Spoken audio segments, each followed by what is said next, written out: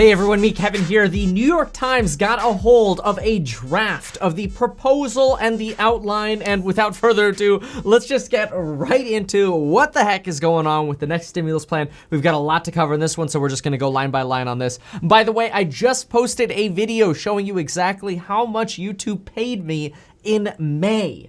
I don't think YouTube's really encouraging sharing that video because it's crazy. I mean, you'd think they would want to encourage that, but anyway, go check that video out if you want. I'm speechless on it. But for right now, let's focus on what's going on with the stimulus plan. I'll link that video down below. Let's get right into this. Okay, folks, here is the text. So it looks like $300 billion is sort of to be appropriated by the Senate and House committees. Then we got $20 billion going to farmers. It wouldn't surprise me if this is because their supply chains have just been like destroyed during this pandemic. It's been difficult. That's why we've seen, some issues with food shortages in certain stores. We got, for some reason, I don't know why, but $21.3 billion is going to defense and defense contractors, kind of like mercenaries and contractors for construction and so on. Then you've got $200 million going to the TSA, which I wrote a little note here and wrote FLIR ? Because I'm wondering, like, are they gonna put in infrared cameras? Is that gonna be good for the company FLIR that does infrared technology? Might be an interesting stock to consider looking into. I'm writing it down to look into it. $1 billion for FEMA. We've got some other money here. $5 billion for vaccine distribution overseas. I'm assuming this would be for like embassy distribution, something like that. Not quite sure what THUD is, $10 billion of which is for airport improvement. I'm sure we'll get many more details on this. This is kind of a rough get together here, and I imagine this was not meant to be leaked. And I'll link this down below so you could see it as well. $15 billion for childcare. You could see $26 billion here for vaccine research and distribution. The government's already spent, by the way, I think it's somewhere around $7 or $8 billion for vaccine research. So we've got even more money coming out for vaccine research. They really want a vaccine. $25 billion for testing. Look at that. $1.3 billion for workplace training on social distancing. What the heck is that? Workplace training for social distancing? I mean, it'd be one thing if it was money for plexiglass at the factory. But no, it says workplace training on how to social distance. My goodness, okay. This is how these things get so porky. Okay, what is this? $7.6 billion for community health centers, $25 billion for hospital/provider fund, bringing the total to 200, up from the CARES Act. $105 billion for education, including $5 billion to the governor's fund. Okay, interesting. And $29 billion for higher education, $70 billion for K through 12. That, by the way, $70 billion for K through 12, I think that's pretty much what California spends in a year on their schools. California spends a ton of money on schools. It's insane. And nobody even likes school. What's up with that? Okay, I'm being facetious. $10 billion is actually getting handed out to private schools. I wonder what kind of lobby got that written in. $30 billion. And I mean, it's kind of like, I wouldn't be surprised if private schools got PPP money and then they're getting this too. $30 billion is distributed to states within 15 days, and then the rest goes another 15 days thereafter. But the last $30 billion is restricted to schools that actually physically reopen. Stimulus payments. These will be included. Look at that, will be included. But the amount of the payment and eligibility criteria are to be announced. That's really interesting. So they're saying the current proposal already includes stimulus payments. There were concerns for a while that they were gonna try to chop this up and do stimulus payments in a different bill. Unemployment extension, there will be an extension, but not $600. Look what they said though, likely not $600 a week. This is like a big sign that, okay, they know they're gonna get negotiated by Democrats, right? There will be a transition period during which there will be a flat amount of extra unemployment insurance payments per week. After that, there will be a new policy that better aligns with an individual's lost income, possibly by multiplying a person's state benefit, but will cap out at 100% of income. That's actually really good because, in some states like California, $600 doesn't go as far as it does in Ohio, right? New York is more expensive to live in compared to Idaho.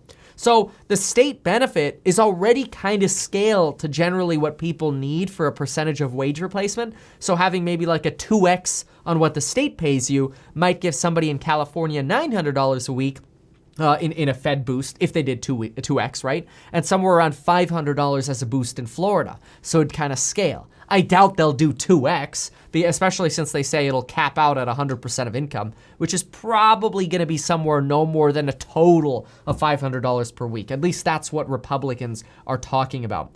PPP, they'll have streamlined loan forgiveness for loans under $150,000.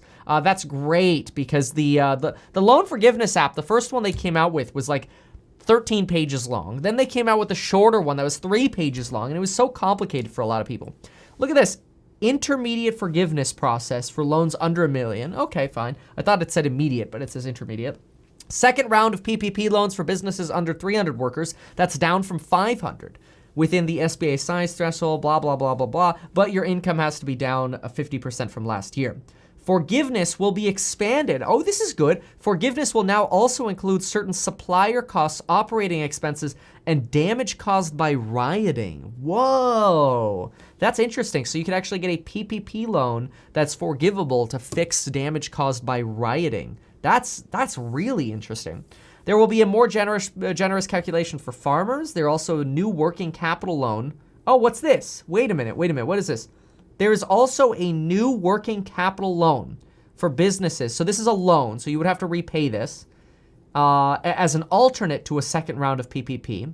So you can't take the second PPP and this working capital loan, but it does look like you could potentially get the first PPP and a working capital loan. So I imagine this would be some kind of cheap money, kind of like what the SBA offered, where you could get, like a $150,000 loan for 3% or something. Most people just ended up dumping that stuff into the stock market. Let's be real. The stock market's going nuts. It's like a party over there. Now, we'll keep looking at this form really quick, but I do want to mention, get your life insurance if you haven't yet. You could sign up in as little as 5 minutes. This video is sponsored by Life Insurance. Sign up in as little as 5 minutes. You can Apple Pay or Android Pay for it. And of course, get your 2 free stocks with Webull. After all, when you deposit just $100 with the stock trading platform Webull, you will get 2 free stocks worth up to $1,400.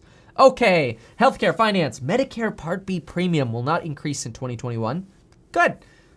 Okay, so we got some other details here. If you have a flexible savings account, we've got some kind of carryover provisions here. Finance tax, an enhanced, this could be good.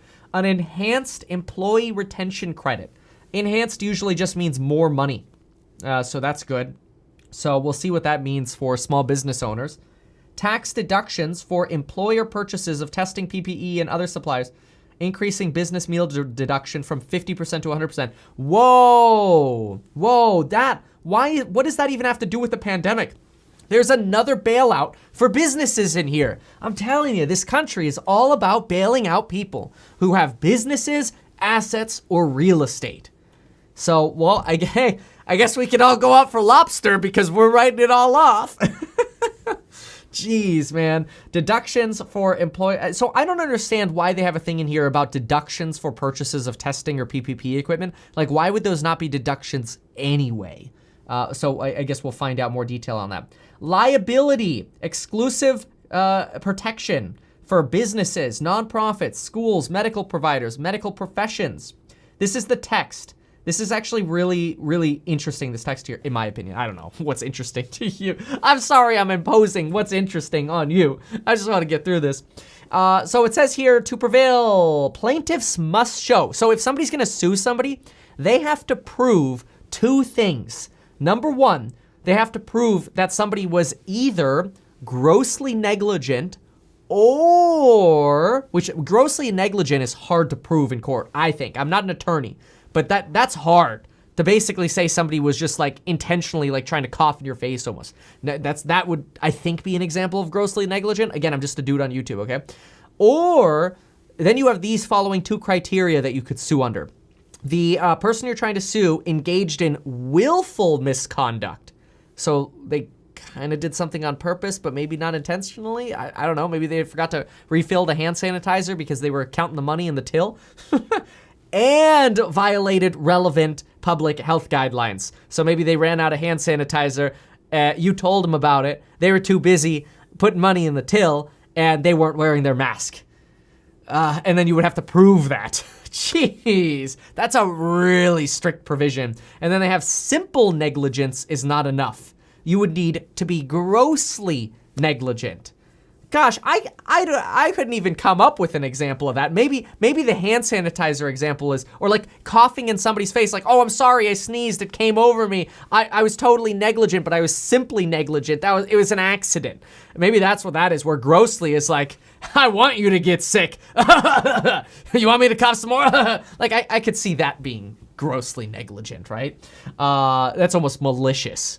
Anyway, additionally, there is a cap on damage awards. This is a big whoa. And I wrote Germany next to this because in Germany, my father always told me, if you got injured at work or something like that, they would give you a set amount of money. Like if you slipped and fell at work and you broke your arm, you didn't have to sue the business. The government already established, okay, broken arm, you get $10,000. Okay, you lost your finger, you get $100,000. You lost a limb, you get $500,000. Like there was no, I mean, I'm sure, I don't know if it's different now. That's just something I heard, but it just reminded me of that, this cap on damage awards. You know, that could in theory be something like, okay, let's say somebody was grossly negligent and then a family member died, the family gets $1 million.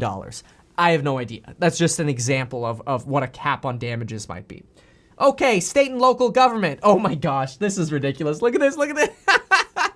No additional money for state and local governments. Certainly expect to get some added in negotiations with Democrats. Okay, that's a priceless line right there. This goes to show that this is just their first volley. You know, why don't they like just share this document? Well, I guess it's shared with the world now. But they could have just sent it to Nancy Pelosi and go, yo, Nancy, mark it up. State and local governments can use the ad money from the CARES Act, blah, blah, blah. Okay, now they're just trying to defend why they're not giving money. Wow, okay. Well, there you have it. By the way, if you want to learn how to make amazing videos on YouTube and share your perspective, check out that YouTube course. It's on pre-sale down below. Thank you so much, everybody, for watching. I really hope you appreciated the insight in this video. Check the links down below, and I will also link where you can get this document directly, straight from the New York Times. Thank you again so much, folks. Y'all make this all possible for me. That's why I posted that video down below as well about how much YouTube paid me in May, because it's not really YouTube. I have to massively thank you all. You know, YouTube's like the platform that makes it possible, but I wouldn't be here if it weren't for you. So thank you all. I can't say it enough. I really appreciate you. Thank you. We'll see you soon.